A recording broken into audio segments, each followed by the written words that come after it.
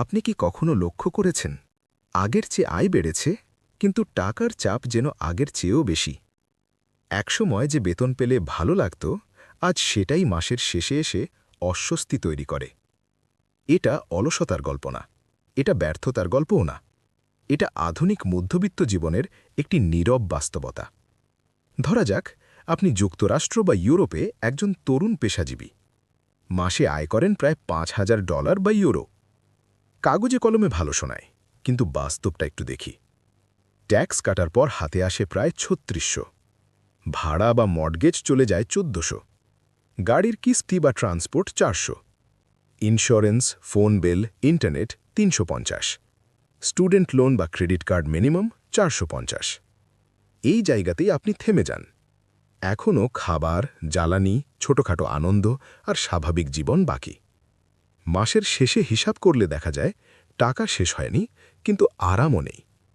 এখানে সমস্যা আয় কম হওয়ার নয়, সমস্যা হল আয়ের প্রতিটি বৃদ্ধি খুব দ্রুত ভবিষ্যতের কাছে বন্ধক রাখা হচ্ছে। আমরা ভেবে নিই, আমি বেশি আয় করি তাই একটু ভালো জীবন আমার প্রাপ্য।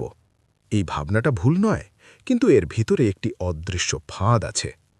একটি নতুন গাড়ি মানে শুধু গাড়ির দাম না, মানে ৫-৭ বছরের মাসিক দায়। একটি বড় বাসা মানে শুধু জায়গা না, মানে স্থায়ী চাপ।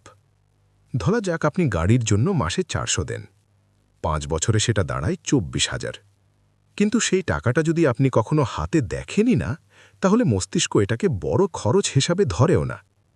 এইটাই আসল সমস্যা। আমরা বড় সিদ্ধান্তগুলো নেই মাসিক সংখ্যার উপর ভিত্তি করে, মোট খরচের উপর না। মনস্তত্ত্ব এখানে খুব পরিষ্কার। মানুষ ভবিষ্যতের চাপকে আজকের মতো অনুভব করতে পারে না।